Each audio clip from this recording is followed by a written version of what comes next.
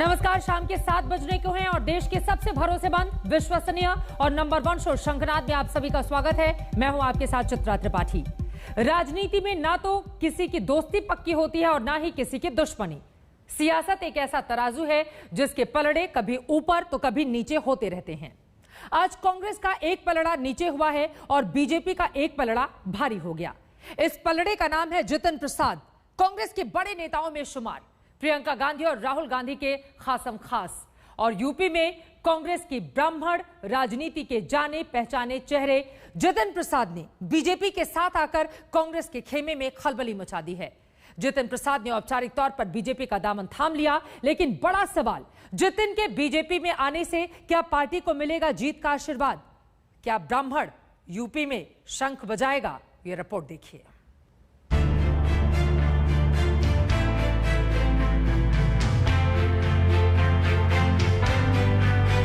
उत्तर प्रदेश में कांग्रेस की ब्राह्मण राजनीति का योद्धा अपने दल का हथियार रखने की घोषणा कर चुका है। पंजे को नमस्ते कहकर कमल दल का पटका पहन लिया जितिन प्रसाद ने। यूपी में ब्राह्मण चेहरे के तौर पर जिस कांग्रेस की कश्ती के खेमनहार बने थे, जिन राहुल और प्रियंका के सिपहसलार बने थे और कांग्रेस में रहकर यूपी में ब्राह्मणों की तरक्की के जो करतार बने थे, उन सबको नमस्ते कहकर आ गए बीजेपी के खेमे में खुशियों की खनक के साथ। भारतीय जनता पार्टी नेतृत्व का मैं धन्यवाद अर्पित करता हूं कि उन्होंने आज इस भारतीय जनता पार्टी परिवार में मुझे सदस्यता और सम्मान दिया है। असली माने में कोई राजनीतिक दल है जो संस्थागत इंस्टीट्यूशनल दल है, वो भारतीय जनता पार्टी है। बाकी दल तो व्यक्ति विशेष और क्षेत्र के हो गए। हम जानते हैं कि उनके प्रति देश की भावना क्या है, प्रधानमंत्री जी के प्रति, और वो जो नए भारत का निर्माण कर रहे हैं उसमें मुझे भी एक सदस्यता जो आज मैंने ग्रहण की है भारतीय जनता पार्टी की, एक योगदान छोटा सा करने का भारत के प्रति, भारत की जनता की आने वाली पीढ़ियों के प्रति करने का अवसर मिलेगा। दिल्ली का सूरज दहक रहा था, लेकिन सुबह से जितिन का मन मोम हो रहा था। कांग्रेस छोड़ने की सुगबुगाहट सुबह से ही शुरू हो गई थी। दोपहर होते होते जितिन प्रसाद की गाड़ी चल पड़ी पीयूष गोयल के आवास की ओर। जैसा कि तय था वैसा ही हुआ। पीयूष गोयल ने जितिन प्रसाद को बीजेपी में शामिल कराया। जिस प्रकार से उन्होंने पूरे उत्तर प्रदेश की राजनीति में एक बहुत प्रमुख भूमिका वर्षों तक निभाई, वो हम सब देखा करते थे। इनके पिताजी का भी बहुत बड़ा योगदान था वर्षों तक कांग्रेस में, और कांग्रेस पार्टी हो, कांग्रेस की सरकारें हो। बीजेपी में शामिल होने के बाद जितिन प्रसाद बीजेपी के अध्यक्ष जेपी नड्डा से मिले, गृह मंत्री अमित शाह से मिले। इस मुलाकात के बाद जितिन के मुंह से बीजेपी के नेताओं के लिए फूल झरे।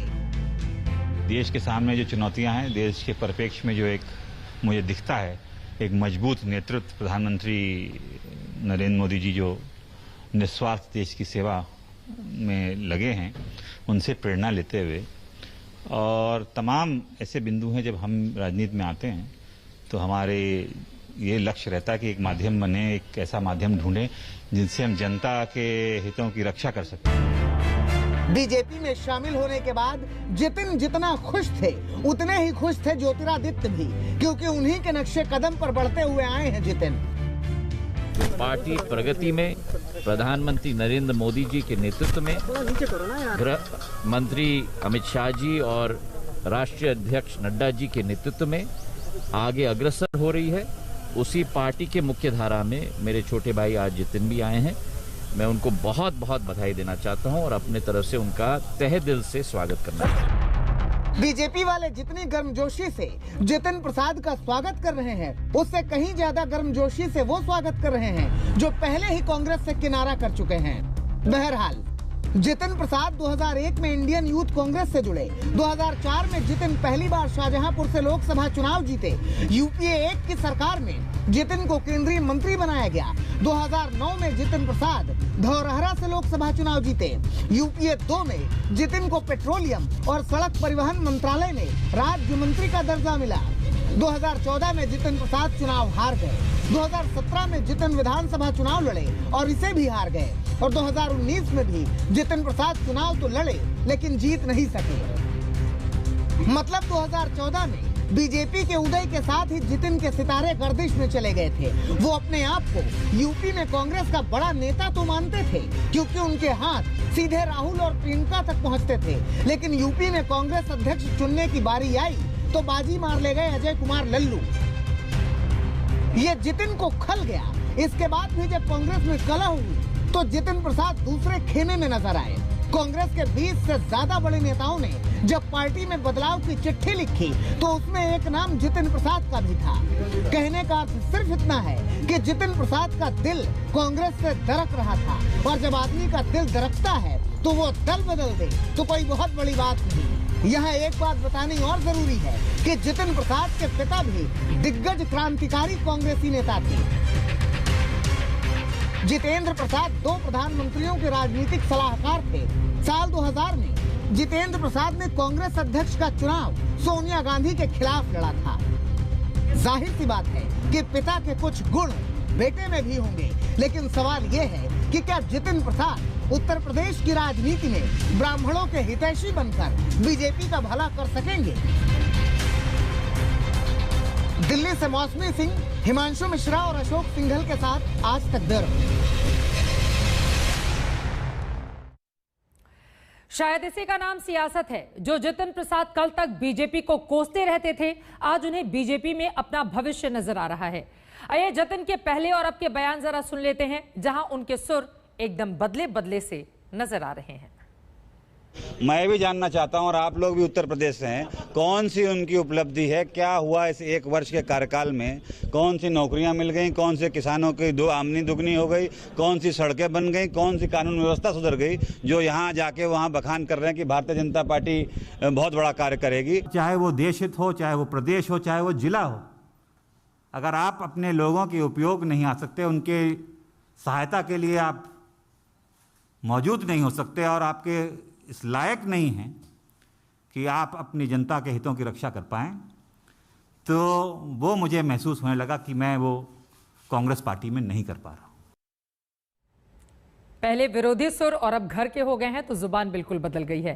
कहते हैं दिल्ली की सियासी गद्दी का रास्ता वैसे उत्तर प्रदेश से होकर जाता है। इसी वजह से जितिन प्रसाद के नाम की चर्चा काफी ज्यादा है, और उसमें यूपी का ब्राह्मण वोट बैंक एक अहम रोल अदा करता है। और ब्राह्मण वोट बैंक को एकजुट करने की कोशिश बीते 1.5-2 सालों से ब्राह्मण एकता परिषद के जरिए जितिन प्रसाद करते रहे हैं।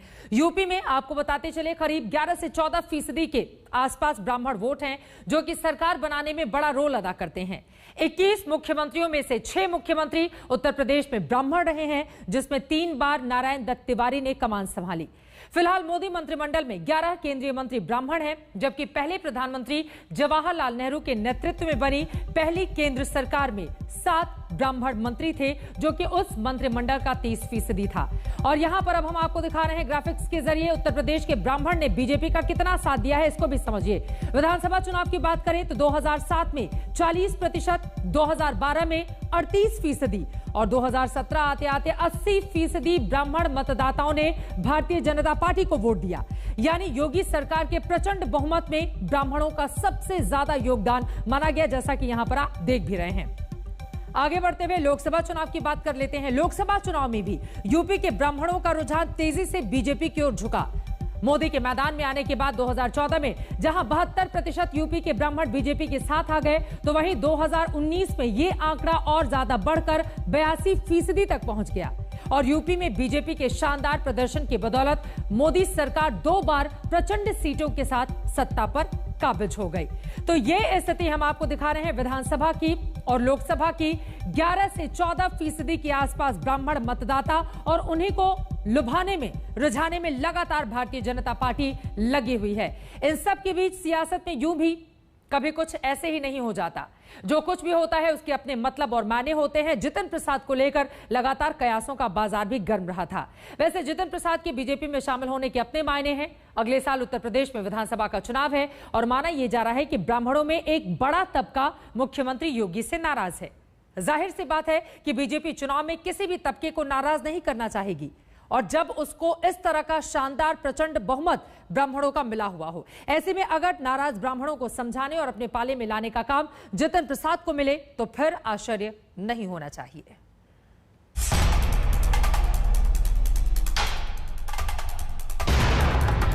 बस्ती में बदमाश प्रदीप पांडे का एनकाउंटर, लखनऊ में बदमाश सुनील शर्मा का एनकाउंटर, लखनऊ में बदमाश राकेश पांडे का एनकाउंटर, बिकरू कांड के अपराधी विकास दुबे का एनकाउंटर, अमर दुबे, प्रभात मिश्रा, उमाकांत तिवारी का एनकाउंटर। इन सारे नामों में दो बातें मिलती जुलती थी। पहली ये कि ये सारे बदमाश थे और दूसरी ये कि ये सारे ब्राह्मण थे।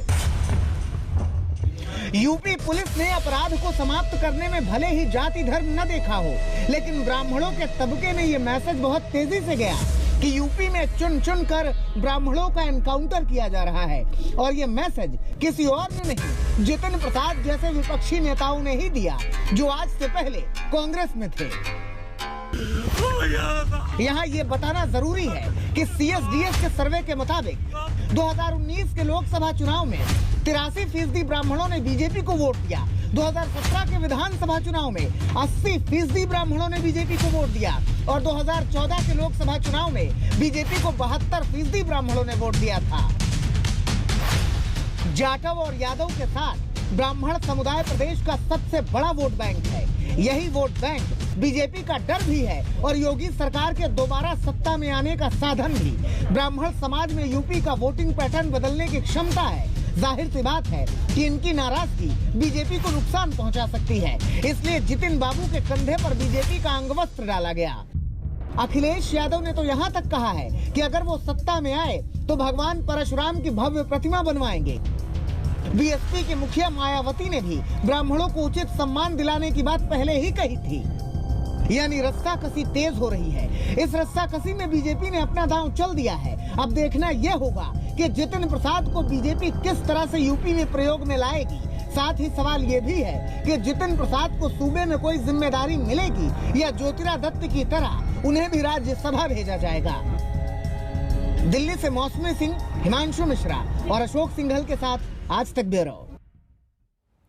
वैसे अलग अलग पार्टियों से तुलना करें तो यहां भी बीजेपी की हालत में तेजी से सुधार आया है। वहीं ब्राह्मणों की कांग्रेस से छिटकने का खामियाजा पार्टी उठा रही है। 2009 के लोकसभा चुनाव की बात करें तो यहां बीजेपी को 53% ब्राह्मण वोट मिले थे। देखिए, हम आपको अलग अलग पार्टियों से तुलना करके दिखा रहे हैं। जबकि कांग्रेस के खाते में 31%, सिर्फ 31%, बीएसपी के खाते में उससे भी बहुत ज्यादा कम 9% और समाजवादी पार्टी के खाते में 5% ब्राह्मण वोट आया था। वहीं 2014 की लोकसभा चुनाव में कांग्रेस का वोट बैंक सीधे 31% से घटकर 11% हो गया, जबकि बीजेपी 53% से 72% तक पहुंच गई, जबकि 4% ब्राह्मण बीएसपी से शिफ्ट हुए। यह आंकड़ा अपने आप में काफी ज्यादा महत्वपूर्ण हो जाता है। इसी वजह से माना जा रहा है कि दरअसल जितिन प्रसाद के आने की वजह से अब बीजेपी यह उम्मीद कर रही है कि ब्राह्मण वोटर जो उससे नाराज है वो मान जाएगा। लेकिन क्या ऐसा संभव हो पाएगा, इस पर लगातार रहेगी आज तक की नजर। उधर चुनावी मौसम में दल बदल का दौर जारी है। यूपी में आगामी विधानसभा की हलचलें तेज हो रही हैं, तो वहीं पश्चिम बंगाल में सियासी ड्रामा खत्म होने का नाम नहीं ले रहा। बंगाल में टीएमसी से बीजेपी में शामिल हुए नेताओं की घर वापसी की अटकलें तेज हो गई हैं, जिसने एक बार फिर सियासी भूचाल ला दिया है।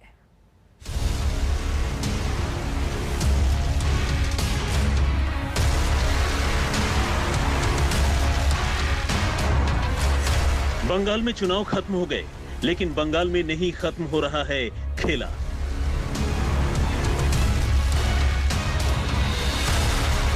वो खेला जो दल बदल से शुरू हुआ था। जिस सियासी खेल ने बंगाल में टीएमसी को तोड़ तोड़कर बीजेपी को बड़ा किया था, आज उन्हीं बीजेपी नेताओं की घर वापसी की अटकलें तेज हैं। एक बार फिर बंगाल ने दिल्ली की टेंशन बढ़ा दी है। ममता बनर्जी को नंदीग्राम में हराने वाले और बंगाल में विधानसभा के नेता प्रतिपक्ष शुभेंदु अधिकारी ने आज प्रधानमंत्री मोदी से मुलाकात की और बंगाल के मौजूदा हालात पर चर्चा की। इससे पहले शुभेंदु अमित शाह और जेपी नड्डा के साथ भी हालात पर मंथन कर चुके हैं। तो वहीं बंगाल से बीजेपी सांसद सौमित्र खान और अर्जुन सिंह ने भी दिल्ली का रुख किया। हालांकि पार्टी के नेता किसी भी तरह की खींचतान से इनकार कर रहे हैं। मुकुल राय क्यों नाराज चल रहा है? मुकुल राय से पूछिए कौन नाराज है, ये तो मैं नहीं बता सकता हूँ। हम लोग इस सरकार के खिलाफ लड़ेंगे, ममता बनर्जी के खिलाफ हमारी लड़ाई है और अंतिम दम तक। हो सकता है यहाँ दोनों आदमी की कल हत्या हो जाए, जो परिस्थिति वहाँ चल रही है, लेकिन हम लोग उस लड़ाई को लड़ेंगे, लोगों के लिए लड़ाएंगे। दरअसल पार्टी में रस्साकशी का दौर बंगाल में राष्ट्रपति शासन और हिंसा को लेकर शुरू हुआ है। 18 सांसद पहले ही हिंसा और लचर कानून व्यवस्था को लेकर राज्य में राष्ट्रपति शासन की मांग कर चुके हैं। हमारा जो बात सही है, पश्चिम बंगाल में जो अत्याचार हो रहा है, ये अत्याचार में रहित करने के लिए, अत्याचार में विरोधी पक्ष को बचाने के लिए कम से कम राष्ट्रपति शासन होना चाहिए। क्योंकि दूसरा स्टेट में ऐसा नहीं होता जैसे अर्जुन दा ने बोला, मैं भी बोल रहा हूँ, ममता बनर्जी रोहिंग्या लेके पश्चिम बांग्लादेश बना रहा है। वहीं एक धड़ा लगातार राष्ट्रपति शासन का विरोध कर रहा है। दिग्गज नेता राजीव बनर्जी इसके खिलाफ खुलकर सामने आए। राजीव बनर्जी का कहना है कि इससे बंगाल की जनता नाराज हो जाएगी, जिसके बाद राजीव बनर्जी ने टीएमसी में भी जाने के संकेत दिए। दरअसल बीजेपी के कई दिग्गज नेताओं की टीएमसी में वापसी की अटकलें तेज हैं। कोलकाता में बीजेपी की बैठक में तृणमूल से आए बीजेपी नेताओं के नदारद होने से ये मामला और तूल पकड़ा। बैठक में गायब होने वाले नेताओं में मुकुल रॉय, शमिक भट्टाचार्य और राजीव बनर्जी शामिल हैं। बीजेपी की ओर से गैर हाजिर रहने के कारण भी बताए गए। प्रदेश बीजेपी अध्यक्ष दिलीप घोष बोले, मुकुल रॉय पत्नी की खराब सेहत के कारण नहीं आए। शमिक भट्टाचार्य की मां की सेहत का हवाला दिया गया, जबकि राजीव बनर्जी के लिए निजी कारण बताए गए। लेकिन मामला इतना सीधा नहीं लग रहा, इसकी वजह भी दिखने लगी है। मुकुल रॉय के बेटे ने खुलेआम टीएमसी में जाने की इच्छा जताई, तो ममता बनर्जी के भतीजे अभिषेक बनर्जी मुकुल रॉय की पत्नी को देखने जा पहुंचे। राजीव बनर्जी तो खुलकर प्रदेश बीजेपी लीडरशिप पर सवाल उठा रहे हैं। उन्होंने तो राष्ट्रपति शासन की मांग करने वाले बीजेपी सांसदों को भी आड़े हाथों लिया। सोनाली घोष और दीपेंदु विश्वास तो पहले से ही टीएमसी में शामिल करने की गुहार लगा चुके हैं। যাদের মেরুদণ্ড নেই তারা চিন্তা ভাবনা করবে তৃণমূল কংগ্রেসের কাছে গিয়ে আবার কুকুরের মতো থাকতে। আমি এটাকে পছন্দ করি না। আমার মনে হয় বাংলার মানুষ এইবার তার জবাব দিয়ে দিয়েছে। কোনো দলবদলুকে বাংলার মানুষ সাপোর্ট করেনি, তাই এটা নিয়ে একদম নিশ্চিতভাবে কোনোভাবে কারো ভাবা উচিত নয়।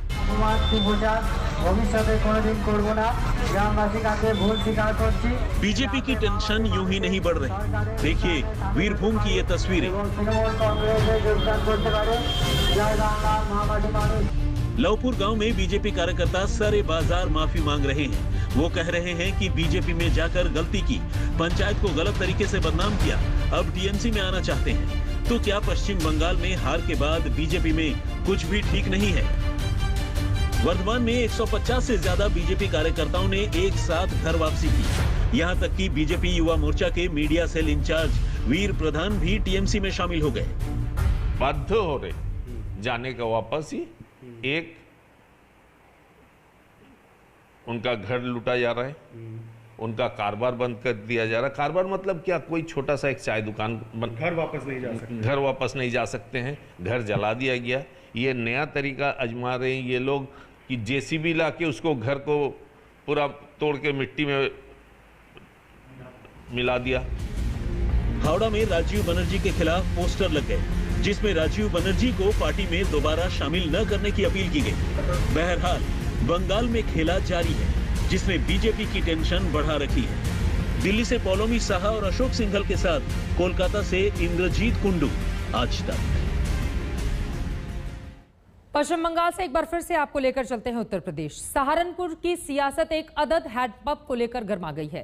प्रशासन ने रोड के बीच आ रहे एक हैंडपंप को हटा दिया। इस पर कांग्रेस ने हैंडपंप को वापस वहीं लगाने की मुहिम छेड़ दी। उधर हिंदुवादी संगठनों ने मोर्चा संभाल लिया कि हैंडपंप को उसी जगह पर नहीं लगने देंगे।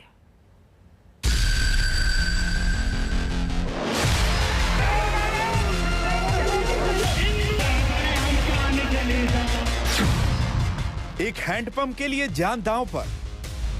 क्या कहना चाहेंगे? के लिए अपनी जान देने के लिए तैयार हूं। एक हैंडपंप के लिए गदर मचा है।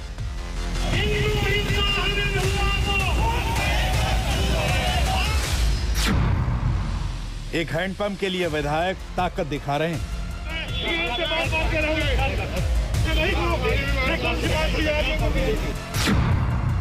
एक हैंडपंप के लिए थाने की तरफ कूच कर दिया।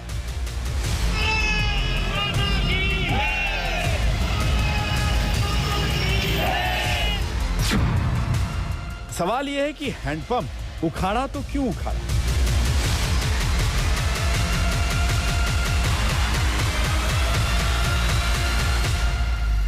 अनिल शर्मा की फिल्म गदर में सनी देओल ने हैंडपंप उखाड़ा तो गदर का रंग जम गया, लेकिन यूपी में इससे बड़ा गदर तो रियल लाइफ में हो गया। वजह वही थी, एक अदद हैंडपंप। हैंडपंप भी ऐसा कि जिसके लिए माननीय सड़कों पर आ गए भगवाधारियों ने मोर्चा संभाल लिया। देखो, दुकान के आगे नल होने से एक तो दुकान की कीमत का फर्क पड़ जा थोड़ा सा, अगर इन्हें बेचनी हो तो। अगर रह रहे हो तो जी तो भी थोड़ी बहुत दिक्कत तो देखो बंदे को होगी। और एक सभी तरह जिस कोई भी चाहेगा कि मेरी दुकान के आगे नल का ना हो। बस बवाल के बारे में तो हम कुछ नहीं कहना चाहते। हमारा कहना तो ये नल का रहे या ना रहे, हमारा जो मोहल्ले का, हमारा बाजार का, मेन बाजार का जो सौंदर्य है वो एक होना चाहिए। आपस में एक तो होनी चाहिए हिंदू मुसलमान भाई में। और जो डीएम साहब ने आदेश किए हैं कि 5 से 7 मीटर की दूरी पे दूसरा नलका लगा दिया जाए। मेरे घर के आगे पहले नलका लगा हुआ है, मैं अपने घर के आगे नलका नहीं लगने दूंगा। दुकान के और घर के आगे एक और नलका नहीं लगने दूंगा। हम बताते हैं कि क्या है ये हैंडपंप गाथा और क्यों मचा गदर। सहारनपुर के बेहट कस्बे में तंग सी गली में ठीक इसी जगह पर एक हैंडपंप हुआ करता था। शिकायत हुई कि आने जाने में दिक्कत होती है, लिहाजा प्रशासन ने हैंडपंप को उखाड़कर जमीन समतल कर दी। नल को लेकर के, पानी को लेकर के, कूड़े कचरे को लेकर के पड़ोसी आपस में भिड़ जाते हैं, लेकिन कभी ऐसा सोचा है कि हैंडपंप को लेकर के सियासी दल आपस में भिड़ जाएंगे?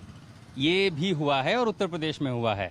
पश्चिम उत्तर प्रदेश जब भी चुनाव आते हैं तो एक लैबोरेटरी बनती है, चाहे वो धार्मिक एक्सपेरिमेंट हो या जाति के नाम पर एक्सपेरिमेंट हो। लेकिन सहारनपुर में जो घटना हुई है वो बेहद अजीब है अपने आप में। अब यहाँ जो बवाल हुआ है वो एक हैंडपंप को लेकर के हुआ है। वो जो हैंडपंप कई दशकों से यहाँ लगा हुआ था, यहाँ पर हैंडपंप लगा हुआ था जो सील कर दिया गया। अब ये जिनकी दुकान है उन्हें आपत्ति इस बात की हुई कि यहाँ हैंडपंप है तो मेरी दुकान आगे नहीं चलेगी। दुकान अभी ठीक से खुली नहीं है, बन रहा है अंदर से, कपड़े की दुकान यहाँ खुलनी थी। तो पॉलिटिक्स अब हैंडपंप को लेकर भी सहारनपुर में शुरू हो चुकी है। आगे क्या होता है इस पर बनी रहेगी हमारी नजर। इसी के साथ शंखनाद में एक छोटे से ब्रेक के लिए हम रुकेंगे, लेकिन जब वापस लौटेंगे तो लेकर चलेंगे मायानगरी मुंबई, जो हो चुकी है पानी पानी। जरूर देखिएगा हमारी खास पेशकश। लौटते हैं फौरन, देखते रहिए आज तक।